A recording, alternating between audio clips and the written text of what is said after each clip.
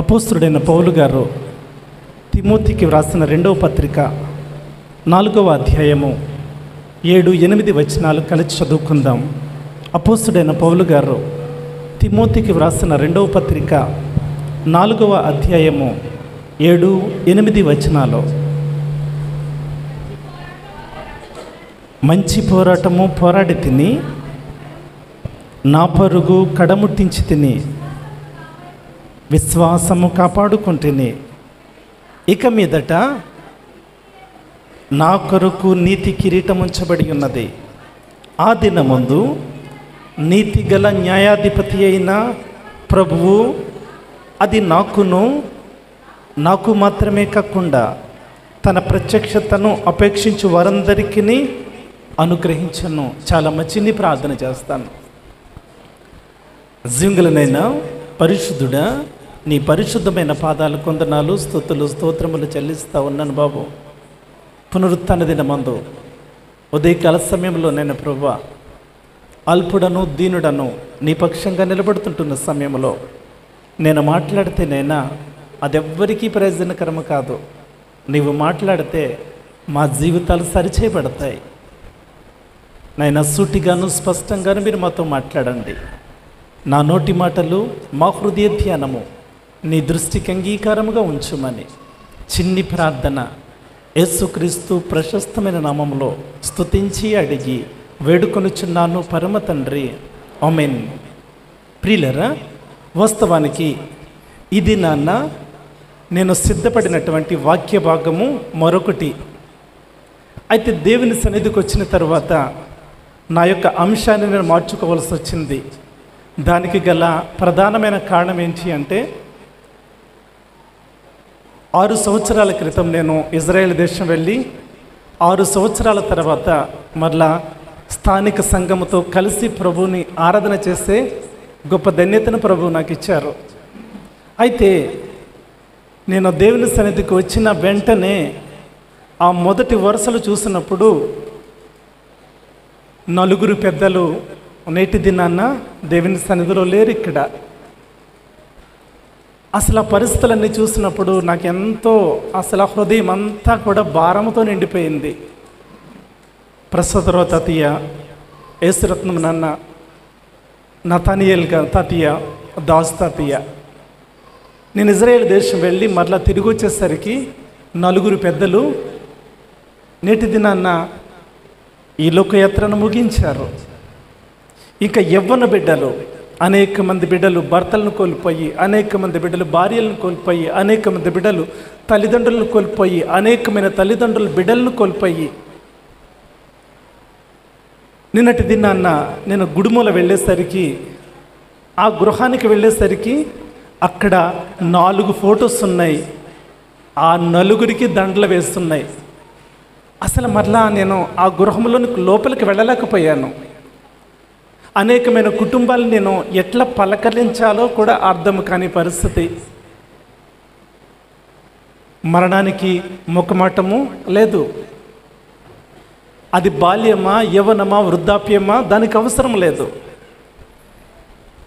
నిజంగా ఏ కుటుంబాన్ని దర్శించాలన్నా ఎవరో ఒకరిని కోల్పోయిన పరిస్థితులు, లేకపోతే భయంకరమైన అనారోగ్యమైన పరిస్థితులు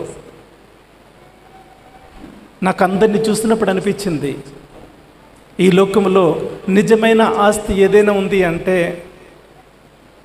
అటు దేవునిని మనం ప్రక్కన పెడితే ఈ లోకంలో నిజమైన ఆస్తి ఏది ఉంది అంటే మనము ఆరోగ్యంగా ఉంటే చాలేమో అనిపించింది. నేటి దినాన లక్షలు ఉన్నాయి కానీ 2 పూటలు సరిగా ఆహారం తినే పరిస్థితి లేని పరిస్థితులు. నిజంగా ఈ పరిస్థితులన్నీ చూసినప్పుడు నా హృదయం అంతా కూడా అసలు భారముతో నిండిపోయి నాకు ఈ మాటలు గుర్తొచ్చాయి. అపోస్తలుడైన పౌలు గారు తన జీవితంలో ఆయన ఇస్తున్నటువంటి ఈ స్టేట్మెంట్ నేను చదివిన ప్రతిసారి కూడా నా శరీరం అంతా కూడా జలధరిస్తుంది. ఆయన అద్భుతమైన మాటలు చెప్తాడు. ఆయన మంచి పోరాటము పోరాడి తిని నా పరుగు కడముట్టించి తిని విశ్వాసమును కాపాడుకుంటుని నా కొరకు నీతి కిరీటము ఉంచబడి ఉన్నది. అది క్వశ్చన్ మార్క్ కాదు. ఒకవేళ దేవుడు నాకు నీతి కిరీటం ఇస్తాడేమో అని చెప్పటం లేదు. ఆయన అంటున్నాడు, నీతి కిరీటము నా కొరకు ఉంచబడి ఉన్నది. నా కొరకు మాత్రమే కాదు, నాలా ఎవరైతే ఆయన ప్రత్యక్షత కొరకు ఎదురు చూస్తారో ఆ దినాన్న నాకు వలె వారికిని అనగా మనకును అట్టి ధన్యతను ప్రభువు ఇవ్వబోతూ ఉన్నారు. ప్రియమైన వారలారా, ఈ ఉదయకాల సమయంలో మరి ముఖ్యంగా అనేక మంది బిడ్డల్ని కోల్పోయినటువంటి ప్రతి కుటుంబానికి నా యొక్క కుటుంబం తరపున ప్రగాఢ సంతాపాన్ని, సానుభూతిని తెలియజేస్తూ ఉన్నాను. మనకున్నటువంటి ఒక నిరీక్షణ, అది సజీవమైన నిరీక్షణ, ఈ లోకములో మరెవ్వరికి లేని నిరీక్షణ. ఒకనొక దినాన్న ప్రభువు మధ్యాకాశంలోనికి దిగిరాబోతూ ఉన్నారు. ఆయన మధ్యాకాశంలోనికి ఏతెంచి దేవుని బూర ప్రధాన దూత ఊదినప్పుడు అక్కడ వ్రాయబడిన మాటలు మన జీవితాలకు ఎంతో ఆదరణ. ఎవరైతే ప్రభువునందు మృతులయ్యారో వారంట మొదటగా లేస్తారట.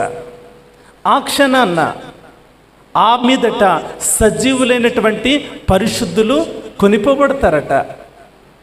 ఇవంతటికి ఎంత సమయం పడుతుందంటే కనురెప్పపాటులో ప్రియుడైన యేసు మధ్యాకాశానికి వచ్చి తన బూరను ఊదినప్పుడు మనకంటే ముందుగా మన ప్రియులు ప్రభు సన్నిధికి చేరబోతూ ఉన్నారు.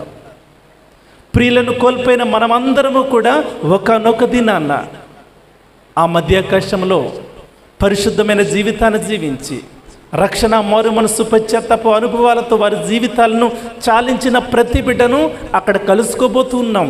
ఇది క్రైస్తవుడు కలిగినటువంటి ఒక గొప్ప నిరీక్షణ. అయితే జీవిస్తున్నటువంటి మనము మన జీవితాలు ఎట్టి రీతిగా జీవించగలుగుతూ ఉన్నాం? ఇది $1 మిలియన్ ప్రశ్న. దేనికోసం ప్రయాసపడుతూ ఉన్నాం? అసలు ఈ లోకంలో ఎందుకు జీవిస్తూ ఉన్నాం?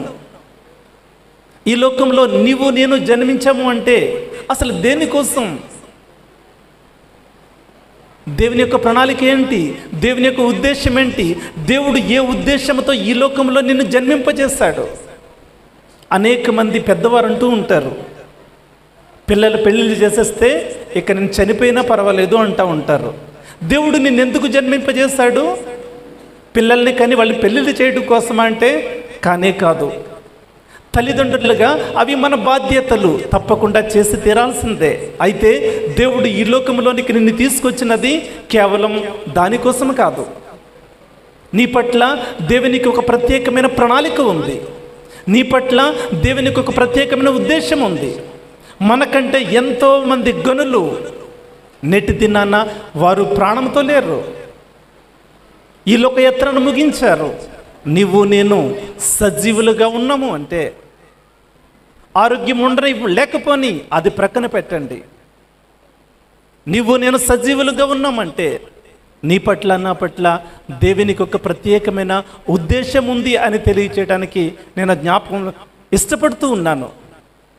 దేవునికి నీ పట్ల నా పట్ల ఒక ప్రత్యేకమైన ప్రణాళిక ఉంది. ఎవరిని పోల్చుకొని బాధపడాల్సిన పరిస్థితి లేదు, ఎవరిని పోల్చుకొని కృంగిపోవలసిన పరిస్థితి లేదు, ఎవరినో పోల్చుకొని పొంగిపోవలసిన పరిస్థితి కూడా లేదు. నీ పట్ల నా పట్ల కూడా దేవునికి ఒక ప్రత్యేకమైన ప్రణాళిక ఉంది. నీవు నేను దేవుని యొక్క సృష్టిలో ఒక ప్రత్యేకమైన సృష్టం. నీలాంటి వారు ఈ లోకంలో మరెవ్వరూ లేరు. ఎవరినితో కూడా పోల్చుకోవడే బాధపడాల్సిన అవసరం లేదు, కృంగిపోవలసిన అవసరం లేదు, లేకపోతే మనకున్న తలాంతులను బట్టి, మనకున్న ఆస్తిపాస్తులను బట్టి మనం పొంగిపోవలసిన అవసరం కూడా లేదు. ఏ ఉద్దేశంతో దేవుడు నిన్ను నన్ను ఈ లోకానికి తీసుకుని వచ్చారో, ఏ ఉద్దేశంతో జగత్తు పునాది వేయబడక ముందే నిన్ను నన్ను క్రీస్తు ప్రేమలో ఆయన ఏర్పాటు చేసుకొని లోకము నుండి నిన్ను నన్ను ప్రత్యేకపరిచి నిత్య నాశనం నుండి నిత్య జీవంలోనికి దాటించడానికి ఆయన ఎట్టి ప్రణాళికనైతే కలిగి దేవుని యొక్క ఉద్దేశం నెరవేరుతుంది. దేవుడు నీ పట్ల నా పట్ల కలిగి ఉన్నటువంటి ప్రణాళిక యొక్క ఉద్దేశము నెరవేరబోతూ ఉంది. పరిస్థితులను చూడొద్దు, ఆరోగ్య పరిస్థితులు కావచ్చు, అవి ఆర్థికమైన పరిస్థితులు కావచ్చు, మానసికమైన పరిస్థితులు కావచ్చు, అవి ఏవైనా కావచ్చు. ఈ లోకంలో కూడా వాటి గుండా మనము ప్రయాణం చేయాల్సిందే. ఈ లోకంలో నీవు నేను ఎదుర్కొన్న ప్రతి శోధన కూడా అవి నిత్య జీవానికి చేర్చే మార్గాలే తప్ప అవి ఎంత మాత్రము కూడా నిన్ను కృంగదీసేవి కాదు అనే విషయాన్ని నువ్వు యొక్క జ్ఞాపకంలోనూ ఉంచుకోవడం చాలా శ్రేయస్కరం. నేను కూడా అనునిత్యము కూడా నేను ఒక స్థితికి వచ్చి తల్లిదండ్రులను వారిని జాగ్రత్తగా చూసుకోవాలి అనే పరిస్థితులు వచ్చినప్పుడు వారందరినీ కోల్పోయిన తర్వాత అనేక సందర్భాలలో దేవుని సన్నిధిలో రోధించిన సందర్భాలు అనేకము.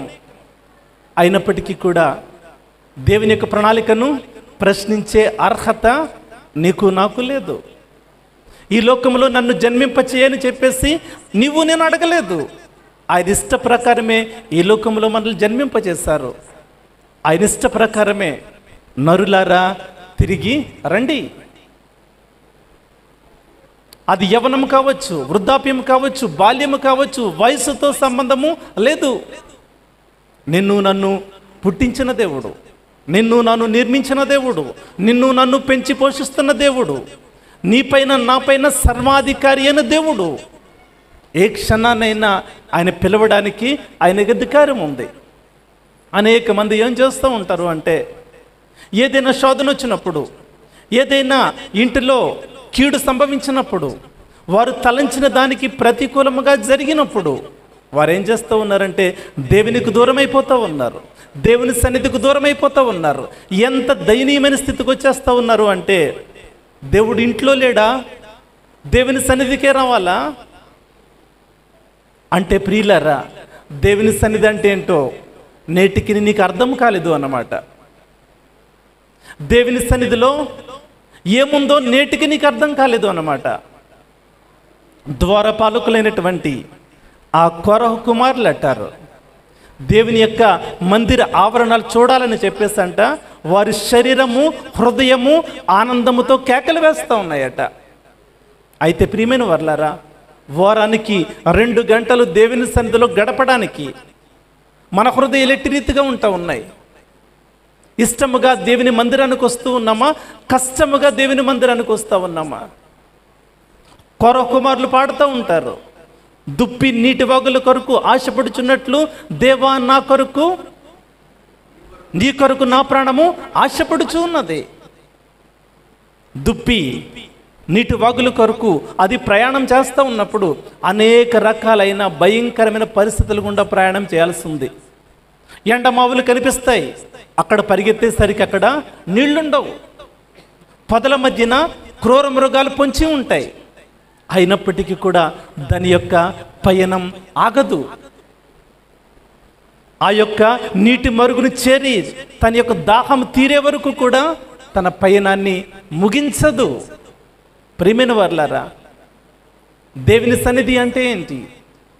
దేవుని సన్నిధిని మనము ఎంతగా నిర్లక్ష్యం చేస్తూ ఉన్నాం. అందుకే దేవుని సన్నిధి ఏంటో అర్థమైన ఆ వ్యక్తి అంటాడు, దేవుని సన్నిధిలో గడపడం అనేది ఒక్క దినము నువ్వు దేవుని సన్నిధిలో గడిపే ఆ దినము దేవుని సన్నిధిలో గడపకుండా ఉన్న 1000 దినాలతో సమానం అంటాడు ఆయన. 1000 దినాల కంటే ఎక్కువ అంటాడు ఆయన. ఎట్లా చెప్పగలుగుతున్నాడు ఆయన? దేవునిని అనుభవించిన ఆ వ్యక్తి ఈ మాటలు చెప్పగలుగుతూ ఉన్నాడు. నీ ఇంటిలో ఉండే సమస్యలను బట్టి, లేకపోతే నువ్వు ఎదుర్కొంటున్న పరిస్థితులను బట్టి దేవుని సన్నిధిని కానీ దేవుని కానీ దూరం చేసావు అంటే ఒక్క మాటను జ్ఞాపకం చేస్తూ ఉన్నాను, దేవునికి దూరమై దేవునికి వేరై నువ్వు ఏది చెయ్యలేవు. అపొస్తలుడైన పౌలు గారు అంటారు, నన్ను బలపరచువని యందే నేను సమస్తమును చేయగలను. ఆయన ద్రాక్షవల్లిలో ఆయన అంటుకట్టబడి తీగగా ఆయన ఫలించగలుగుతూ ఉన్నాడు. దేవుని సన్నిధికి దూరమై, దేవునికి దూరమై ఒంటరిగా దేవుడు నా ఇంట్లోనే ఉన్నాడని చెప్పేసి వితండవాదం చేస్తూ ఒకవేళ నిర్లక్ష్యం చేస్తూ ఉన్నావేమో, అసలు ఆ తలంపులు నీకు రావడానికి వీలు లేదు. దేవుని సన్నిధిలో గడిపే ఆ జీవితం ధన్యకరమైనది. త్వరలోనే రాబోతూ ఉన్నాయి. పరిశుద్ధ గ్రంథాన్ని చేత పట్టుకొని బయట తిరిగే పరిస్థితులు నేటి దినాన లేవు. అనేకమైన గ్రామాల్లో బోర్డ్స్ కనిపిస్తూ ఉన్నాయి. క్రైస్తవులు పర్మిషన్ లేకుండా లోనికి రావడానికి వీలు లేదు అని. అయితే ప్రియమైన వర్లారా, సువార్త ద్వారాలు మూయబడే దినాలు దగ్గరవుతూ ఉన్నాయి. ఆ దినాన్న సముద్రం ఇవతల నుండి అవతలకు నువ్వు పరిగెలెత్తినా కానీ దేవుని మాట చెప్పేవాడు ఎవ్వరూ ఉండరు. ఎంత ప్రయాసపడినా కానీ ఆ దినాన్న అక్కడ ఆమోసు గ్రంథంలో వ్రాయబడిన మాటలు ఏంటంటే, అన్నపానములు లేక కలుగు క్షామము కాదంట కానీ అది యెహోవా మాట వినకపోవటం వలన కలుగు క్షామము. ఆ దినాన్న నీకు తినడానికి తిండి ఉండొచ్చు, కట్టుకోవడానికి వస్త్రాలు ఉండొచ్చు, ధరించడానికి వస్త్రాలు ఉండొచ్చు, ఉండడానికి మంచి మంచి గృహాలు ఉండొచ్చు. కానీ అయితేనంట ఆ దినాన్న దేవుని మాట నీకు వినబడదు. సువార్త ద్వారాలు మూయబడకముందే, దీపము ఆరిపోకముందే నీ ఇల్లు చక్కబెట్టుకోవాలి. పరిశుద్ధ గ్రంథాన్ని నువ్వు గ్రంథస్థం చేయాలి. ఎట్లా ఉంటున్నాయి మన పరిస్థితుల్లో? ఫోన్ పట్టుకున్నామంటే గంటల తరబడి మాట్లాడతామే. అయితే దేవుని సన్నిధిలో మోకరించినప్పుడు ఎన్ని నిమిషాలు ప్రభుతో మాట్లాడగలుగుతూ ఉన్నాం? టీవీలతోనూ వాళ్ళతోనూ వీళ్ళతోనూ ఎంతో కాలక్షేపం చేస్తూ ఉన్నామే. పరిశుద్ధ గ్రంథాన్ని ధ్యానించడానికి మనం ఇస్తున్న సమయం ఎంత? ఇవన్నీ కూడా ప్రశ్నలుగా మిగిలిపోవడానికి వీలు లేదు. ఒక దినం రాబోతూ ఉంది. ఈ దినాన్న ఏది నువ్వు నేర్చుకున్నావో ఆ దినాన్న శ్రమ నీకు ఎదురైనప్పుడు ఈ మాటలు గుర్తు చేసుకొని నీకు నీవే ఆదరించుకోవాలి తప్ప ఆ దినాన్న నిన్ను ఆదరించేవాడు ఎవ్వరూ ఉండరు. ఈ దినాన్న వాక్యం అంటే నీకు నిర్లక్ష్యం అయితే, దేవుడు అంటే నీకు నిర్లక్ష్యం అయితే, ఆ దినాన్న నిన్ను ఆదరించేవారు, ఓదార్చేవారు, నీ కన్నీరు తుడిచేవారు ఆ దినాన్న ఎవరు ఉండరు. ఆ దినాన్న నిన్ను ఆదరించేవారు ఎవరైనా ఉన్నారంటే అది పరిశుద్ధ గ్రంథమే. నీ వాక్యమే నన్ను బ్రతికించి ఉన్నది. నా బాధలలో నెమ్మదినిచ్చేది దేవుని యొక్క వాక్యమే. ప్రియమైన వారలారా, దేవుని మాటలన్నా, దేవుని సన్నిధి అన్నా ఎంత మాత్రము నిర్లక్ష్యం చేయొద్దు. ఇక ఏ రోజులు లేనట్లుగా అన్ని పనులు కూడా ఏం చేస్తూ ఉన్నారంటే సండే పెట్టుకునే అనేక మంది కుటుంబాలు ఉంటూ ఉన్నాయి. దయచేసి అట్లా చేయవద్దు. అది దేవునితో గడపాల్సిన సమయం. కుటుంబముగా కలిసి ప్రభు సన్నిధిలో చేరి ఆరాధించే సమయం. దయతో మరొకసారి నేను జ్ఞాపకం చేస్తూ ఉన్నాను, దేవుని సన్నిధిని మీరు ఎవ్వరూ నిర్లక్ష్యం చేయొద్దు. దేవుని నిర్లక్ష్యం చేయొద్దు. ప్రార్థనను నిర్లక్ష్యం చేయొద్దు. దేవుని యొక్క వాక్యాన్ని నిర్లక్ష్యం చేయొద్దు. మనల్ని చేయి పట్టుకొని నడిపించగలిగేది పరిశుద్ధ గ్రంథమే. చేయి పట్టుకొని నడిపించగలిగేది దేవుని వాక్యమే. ఆది యందు వాక్యం ఉండెను, ఆ వాక్యము దేవుడై ఉండెను. ప్రియమైన వర్లారా, ఈ రాత్రి ఉదయకాల సమయంలో నేను జ్ఞాపకం చేస్తూ ఉన్నాను. అపోస్తలుడైన పౌలు గారు అంత అద్భుతమైన మాటలు చెప్పగలుగుతూ ఉన్నారు. ఆయన పోరాటం అంట, ఆయన మంచి పోరాటం చేస్తూ ఉన్నాను అంటున్నాడు. ఆయన అంటే మంచి పోరాటం చేస్తున్నానని చెప్పేసి మాట్లాడుతున్నాడు. అంటే చెడ్డ పోరాటం అనేది దానికి ఆల్టర్నేట్గా ఉంది అనే విషయం మనకు అర్థమవుతూ ఉంది. అయితే నేటి దినాన్న మన పోరాటాలు ఎట్లా ఉన్నాయి? స్వంత కుటుంబంలో సరిహద్దుల కోసం దెబ్బలాడుకుని చేస్తూ ఉన్నాము కదా. సంఘంలో అధికారుల కోసం దెబ్బలాడుకుని తన్నుకు చేస్తూ ఉన్నాం కదా. మన పోరాటాలు వీటికే పరిమితమవుతున్నాయి కదా. అయితే ఆయన తెలియజేస్తున్న పూట మంచి పోరాటము పోరాడి తినే. ఆయన స్వార్థము కోసము, ఏదో ఈ లోకంలో పెత్తనం చేయడం కోసము అతను పోరాటం చేయలేదట. ఆయన పోరాటము మంచి పోరాటం. దేనికోసం మనం ప్రయాసపడుతూ ఉన్నాం? మనం చూస్తూ ఉన్నాం కదా, మన కళ్ళ ముందే ఎంతమంది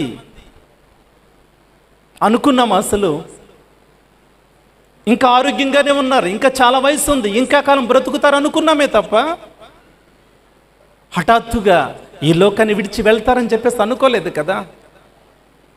అయితే ప్రియులరా, మన జీవితం ఎట్లాంటిది? గడ్డి పువ్వు వంటిది కదా, నీటి బుడగ వంటిది కదా. నీటి బుడగ ఆ వర్షం పడుతున్నప్పుడు ఆ నీటి బుడగ తేలి ఆడుతూ ఉంటే ఎంత అందంగా ఉంటుంది, దానిలో ఎన్ని రంగులు ఉంటాయి. మనం చూస్తుండగానే మన కళ్ళ ముందే టప్పన పగిలిపోతుంది. ఈ జీవితం కూడా అంతే. ఈ రంగుల ప్రపంచంలో, ఈ రంగుమయమైనటువంటి ఈ జీవితం ఏ క్షణాన్న అది పగిలిపోతుందో తెలియదు. గడ్డి పువ్వు చూడడానికి అది చాలా అందంగా ఉంటుంది, అయితే సాయంకాలానికి అది కోయబడి వాడబోతోంది. అది ఎండిపోయిన తర్వాత గాలికి ఎగిరిపోతుంది, దాని గమ్యం ఏంటో కూడా దానికి తెలియదు. నీ జీవితం కూడా, నా జీవితం కూడా ఒక గడ్డి పువ్వు వంటిది. అది ఏ క్షణాన్న వాడిపోతుందో, ఏ క్షణాన్న రాలిపోతుందో మనకు తెలియదు. అయితే ఈ క్షణికమైన ఈ జీవితం కోసమైనా మనం ప్రయాసపడేది, దీనికోసమైనా తన్నుకు చచ్చేది. అయితే ప్రియమైన వర్లారా, ఆయన ఒక అద్భుతమైన స్టేట్మెంట్ ఇస్తూ ఉన్నాడు. ఆయన మంచి పోరాటము నేను పోరాడి తిని. ఉదయకాల సమయంలో దేనికోసం మనం పోరాడుతూ ఉన్నాం? విశ్వాస యాత్రలో, ఆత్మీయ యాత్రలో, ఈ యొక్క పరుగు పందెంలో మన పోరాటము ఎట్టి రీతిగా సాగుతుంది? ఇది మనలను మనమే పరిశీలన చేసుకోవలసిన విషయం. ఈ లోకంలో నువ్వు ఎంత సంపాదించుకున్నా, ఎన్ని పేరు ప్రఖ్యాతులు సంపాదించుకున్నా, క్రీస్తు నీ హృదయంలో లేకుండా ఉంటే, క్రీస్తు కొరకు నువ్వు జీవించకపోతే, అట్టి క్రమశిక్షణ జీవితాన్ని నువ్వు జీవించకపోతే, నువ్వు ప్రభు దగ్గర సిగ్గుతో తలదించుకోవలసిన పరిస్థితి వస్తుంది. ఆది నాన్న ప్రభువు న్యాయాధిపతిగా ఈ లోకానికి ఏతిస్తున్న ఆ సందర్భంలో సిగ్గులేని ముఖాలతో నీవు నేను ప్రభువుని ఎదుర్కోవాలి అంటే, నీవు నేను చేస్తున్న పోరాటం ఏంటో మనమే పరిశీలన చేసుకోవాలి. దేనికోసం ప్రయాసపడుతూ ఉన్నాం?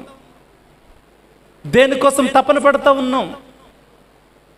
ఎవరితో పోరాటం చేస్తూ ఉన్నాం? ప్రియమైన వర్లారా, మనం చేయాల్సింది మన సహోదరులతో కాదు, మన కుటుంబాలతో కాదు, మన సంఘస్థులతో కాదు, ఇరుగు పొరుగు వారితో కాదు. మనం చేయాల్సిన పోరాటం, ఆ పోరాటం ఎవరితో చేయాలి? చూద్దాం పరిశుద్ధ గ్రంథము నుండి. అపొస్తలుడైన పౌలు గారు తిమోతికి వ్రాసిన పత్రిక, మొదటి పత్రిక 6వ అధ్యాయము 12వ వచనము. అపొస్తలుడైన పౌలు గారు తిమోతి గారికి వ్రాసిన మొదటి పత్రిక 6వ అధ్యాయము 12వ వచనం. విశ్వాస సంబంధమైన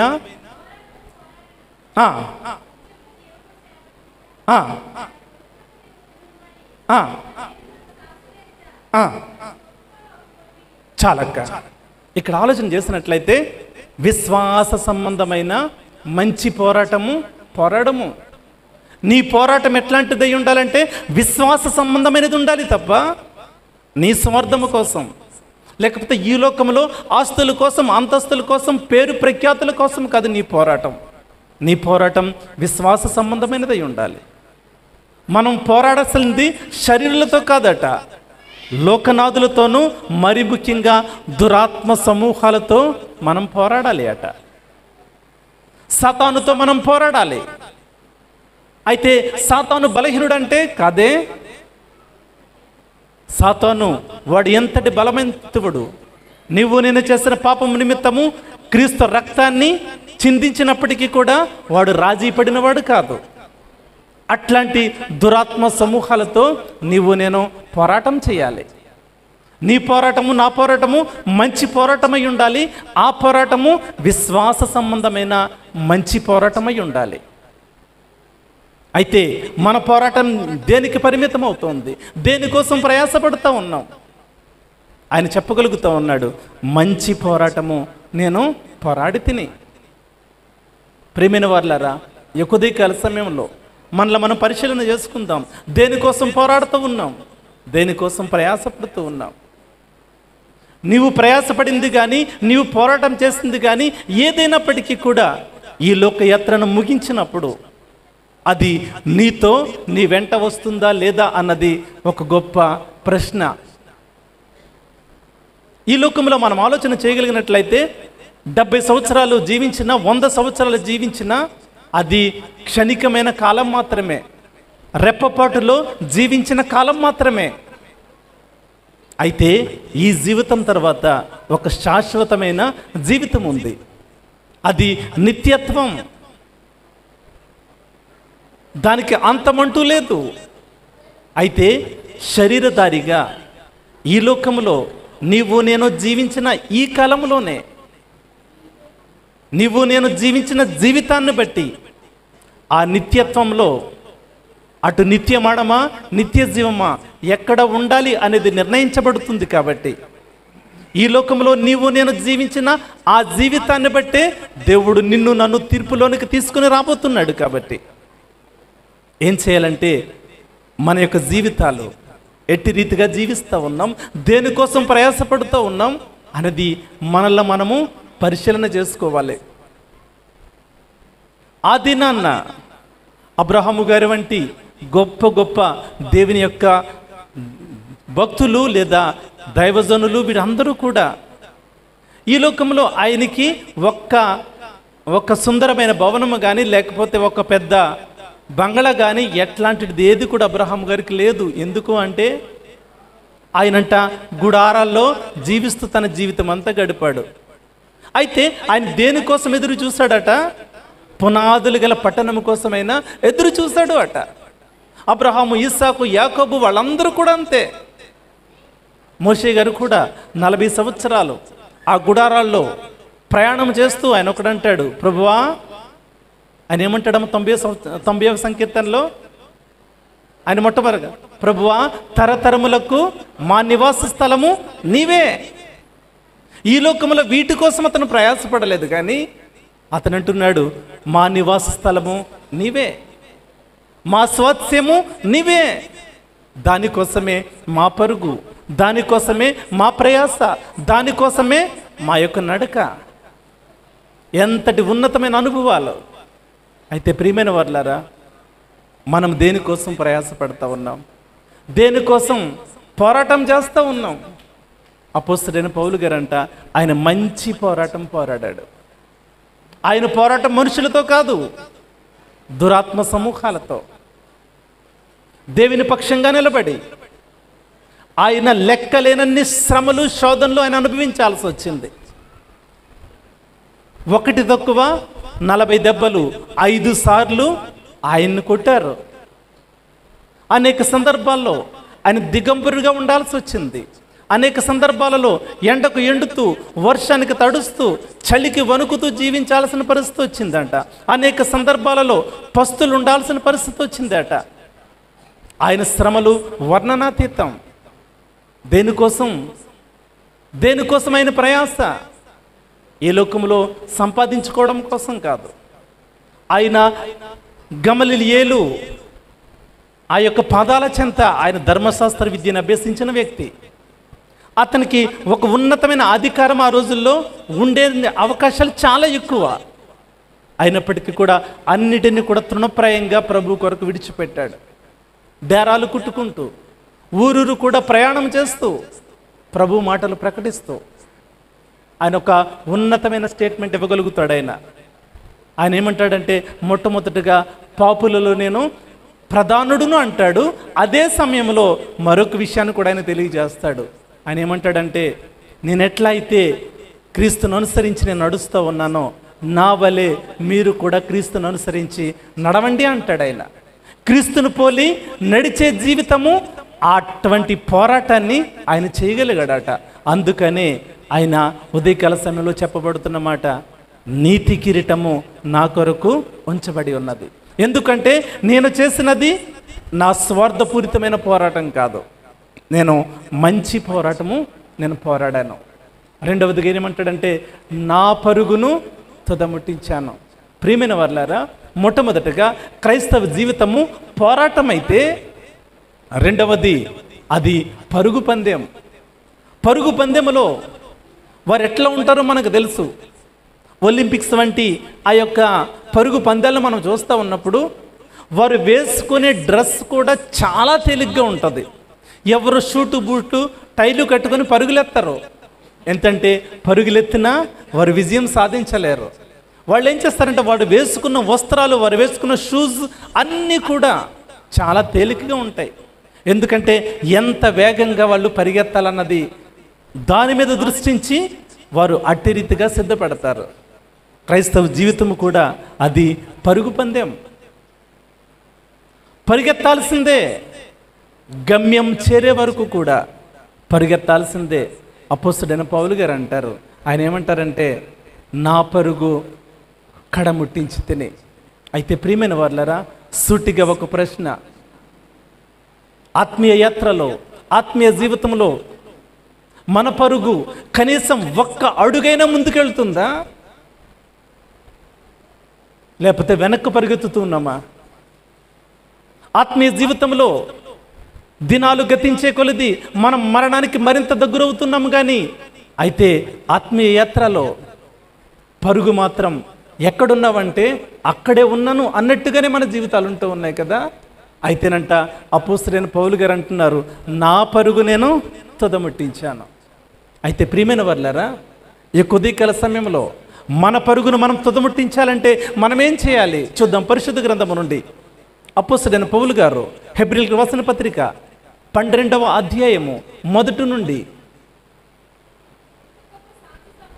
ఇంత గొప్ప సాక్షి సమూహము మేఘము వలె మనలను ఆవరించి ఉన్నందున మనము కూడా ప్రతి భారమును విడిచిపెట్టి, సిలువుగా చుక్కులు పెట్టు పాపమును విడిచిపెట్టి, విశ్వాసమునకు కర్తయు దానిని కొనసాగించువాడునైనా యేసు వైపు చూస్తూ మన ఎదుట ఉంచబడిన పందెములో ఓపికతో పరిగెత్తుదాము. చాలమ్మా, ఈ యొక్క వాక్య భాగాన్ని మనం ఆలోచన చేయగలిగినట్లయితే, ఇంత గొప్ప సాక్షి సమూహము, ఈ గొప్ప సాక్షి సమూహం అంతా కూడా మనకి ఎక్కడ కనబడతారంటే హెబ్రీయులకు రాసిన పత్రిక 11వ అధ్యాయంలో విశ్వాస వీరుల జాబితా కనబడుతుంది.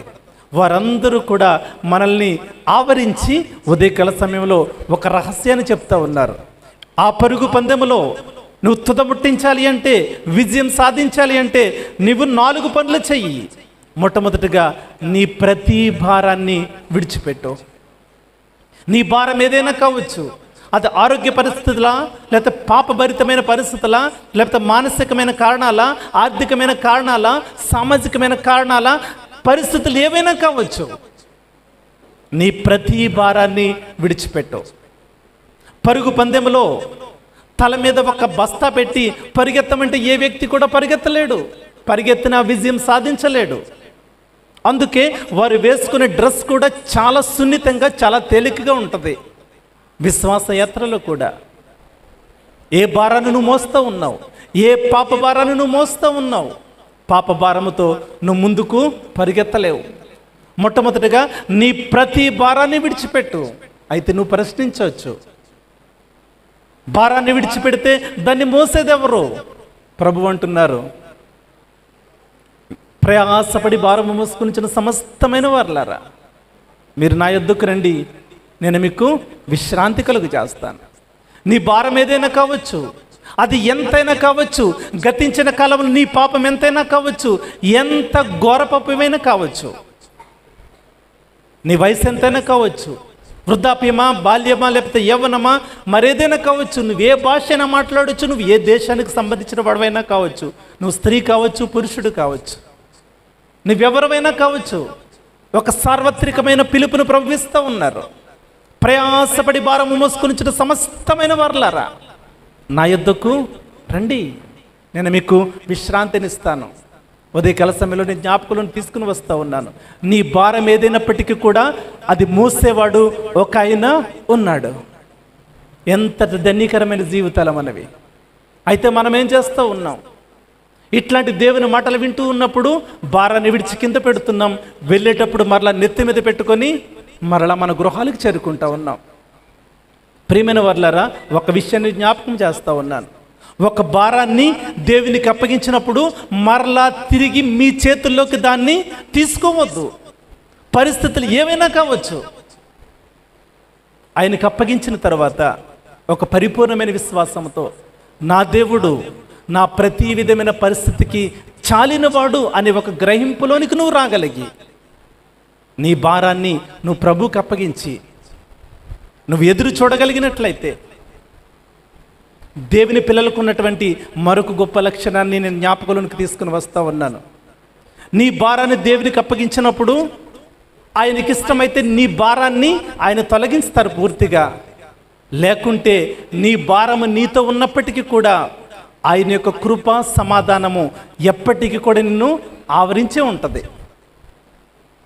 అటు శ్రమను శోధనను మరొక ప్రక్క సంతోషాన్ని రెండు ఏకకాలంలో అనుభవించగలిగిన వారు ఈ లోకములో ఎవరైనా ఉన్నారంటే అది ప్రభువును అంగీకరించిన బిడ్డలే, ఆయన యొక్క వాక్యానుసారంగా జీవించిన బిడ్డలే, ఆయనలో ఆనందిస్తున్న బిడ్డలకు మాత్రమే ఇట్లాంటి ధన్యత ఉండగలుగుతూ ఉంది. అందునిమిత్తము ఆయన జ్ఞాపకం చేస్తూ ఉన్నాడు, ప్రతి భారాన్ని విడిచిపెట్టు. ఆ భారం ఎంతైనా కావచ్చు, అది ఏదైనా కావచ్చు.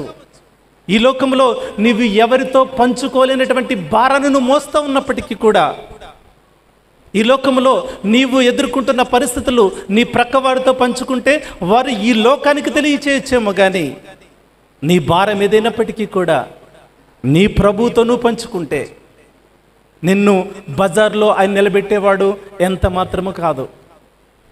నీ భారాన్ని తీసివేసి నీకు తోడుండే దేవుడు, నీ చెయ్యి పట్టుకొని గమ్యాన్ని నడిపించేవాడు నీ దేవుడు. అయితే నువ్వు చేయాల్సింది ఏంటంటే విశ్వాస పరుగు పందెములో ప్రతి భారాన్ని విడిచిపెట్టు. రెండవది, సులువుగా చిక్కులు పెట్టే పాపాన్ని విడిచిపెట్టు. విశ్వాస యాత్రలో అవిశ్వాసము అస్తమాట నీకు ఎదురొస్తూనే ఉంటుంది. ఇది నీ వల్ల కాదు, ఇది నువ్వు చేయలేవు అంటది. అయితే నా దేవుడు ప్రతి పరిస్థితికి చాలిన దేవుడు, నా దేవుడు సమర్థుడు. నీ పరిస్థితిని ప్రభువుకు అప్పగించి నువ్వు ముందుకు సాగిపో. మూడవది ఏమంటదంటే అక్కడ, యేసు వైపు చూస్తూ నీ ఎదుట ఉంచబడిన పందెములో ఓపికతో పరిగెట్టు. యేసు వైపు మాత్రమే చూడు. ఒక్కొక్క సందర్భంలో పేతురు గారు యేసు వైపు చూస్తూ నీటి మీద నడుస్తూ ఉన్నారు. యేసు వైపు చూసినంత వరకు కూడా ఆయన యొక్క పయనం బానే ఉంది. ఎప్పుడైతే గాలులను చూశాడో, లోకం వైపు చూశాడో, ఆయన మునిగిపోతూ ఉన్నాడు. ప్రియమైన వారులారా, ఈ లోకంలో ఉన్న పరిస్థితులను చూడొద్దు, లోకం వైపు చూడొద్దు. యేసు వైపు చూస్తూ నువ్వు సాగిపోగలిగినట్లయితే నీ గమ్యాన్ని నువ్వు తప్పక చేరగలుగుతావు. మరొక మాట చెప్తా ఉన్నారు వాళ్ళు, ఓపికతో పరిగెట్టు. ఓర్పు సహనము అత్యంత ప్రాముఖ్యమానం. ఈ లోకంలో కుటుంబాలు విచ్ఛిన్నమవుతూ ఉన్నాయి, సంఘాలు విచ్ఛిన్నమవుతూ ఉన్నాయి. దానికి గల కారణం ఏంటి అంటే ఓర్పు లేకపోవడమే, సహించలేకపోవడమే.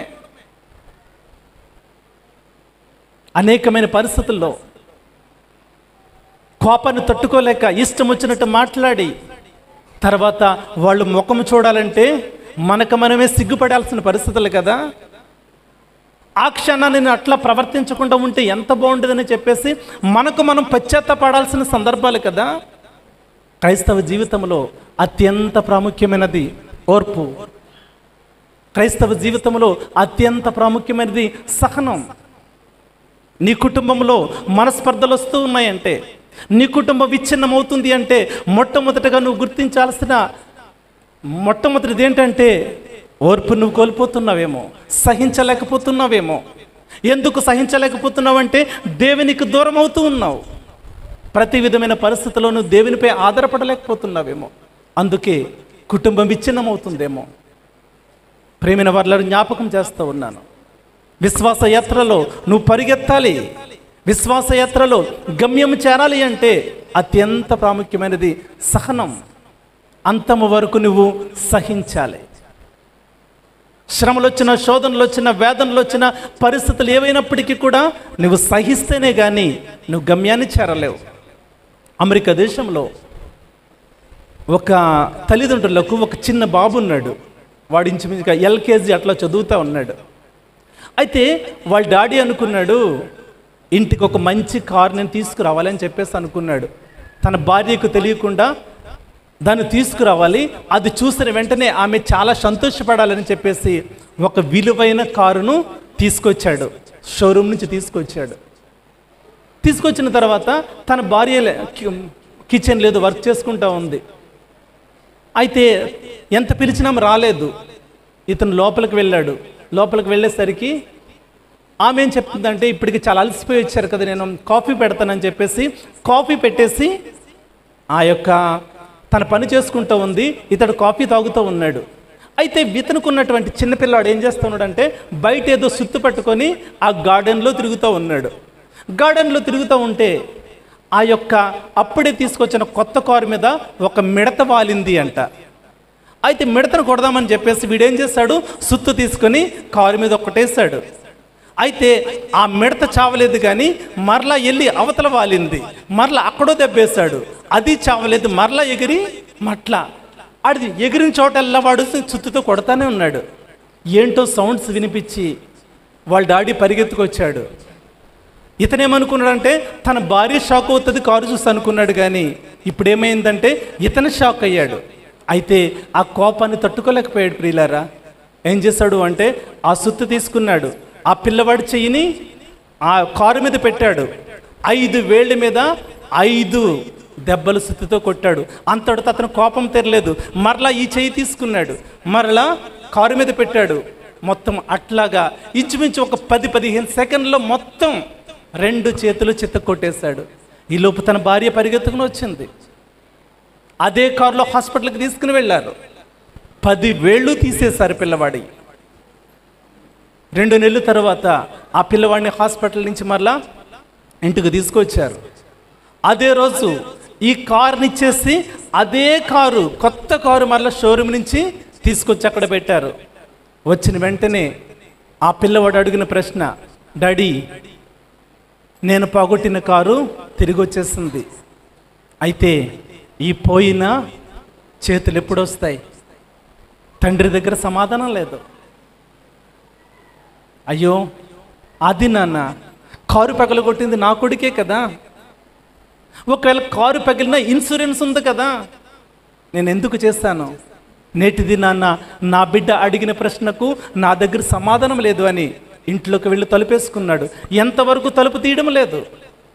చిట్ట చివరికి పోలీసులు పిలిస్తే అతడు ఆత్మహత్య చేసుకొని ఇంట్లో చచ్చిపోయాడు.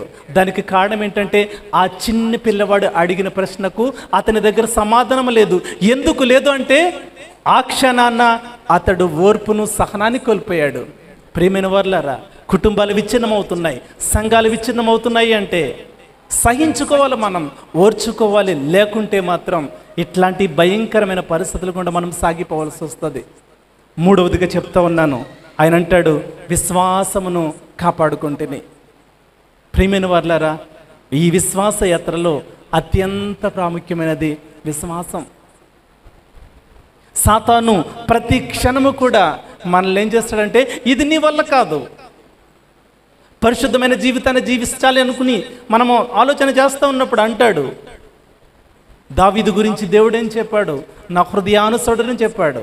అట్లాంటి వ్యక్తి ఏం చేశాడు? పాపం చేశాడు. దావీదే పాపం చేసినప్పుడు నువ్వెంత అన్నప్పుడు మన విశ్వాసము సన్నగిల్లిపోతుంది. మోషే గురించి దేవుడు ఏం చెప్పారు? నా ఇల్లంతటిలో అతడు మిక్కిలి సాత్వికుడు, నమ్మకమైన వాడు అని చెప్పేసి దేవుడు చెప్పాడు.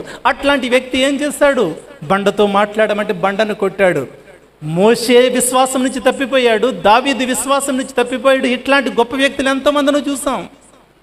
అయితే విశ్వాసయాత్రలో నువ్వు విజయం సాధించగలవా అని చెప్పేస్తే వాడు మనల్ని ప్రశ్నిస్తూ ఉంటాడు. అయితే ప్రియమైన వారులారా, మనం కృంగిపోవడానికి వీలు లేదు.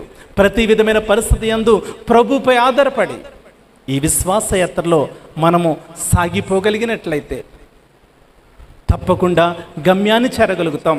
ఆయన తెలియచేస్తున్న మాట, నాకు ఎట్లాంటి నీతి కిరీటం అయితే ఉంచబడిందో ఆ దినాన్న మీకును కూడా ఆ ప్రత్యక్షతలో అట్లాంటి కిరీటాన్ని ప్రభు ఇస్తానని చెప్పేసి సెలవిస్తున్న మాటను ఉదయకాల సమయంలో జ్ఞాపకం చేస్తూ ఉన్నాను. ప్రియమైన వారులారా, అట్టి రీతిగా మన జీవితాలను మనము సిద్ధపరచుకోగలగాలి. మంచి పోరాటం చేయాలి. మన యొక్క పరుగును తుదముట్టించాలి. మన విశ్వాసాన్ని కాపాడుకోవాలి. అప్పుడు మనము నిత్యమైన గమ్యాన్ని చేరగలుగుతాం.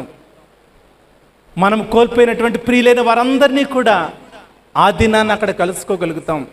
అట్టి నిరీక్షణతో విశ్వాసయాత్రలో వాక్యాన్ని ముందు పెట్టుకొని క్రీస్తు వైపు చూస్తూ మన ఎదుట ఉంచబడిన పందెములో ఓపికతో పరిగెత్తి నిత్యమైన గమ్యాన్ని చేరదాం. శాశ్వత కాలం నుండి శాశ్వత కాలం వరకు ప్రభువుతో జీవించగలిగే అట్టి కృపను పొందుకుందాం. అట్టి కృప ధన్యత ప్రభు మనకు అనుగ్రహించునుగాక. ఆమేన్.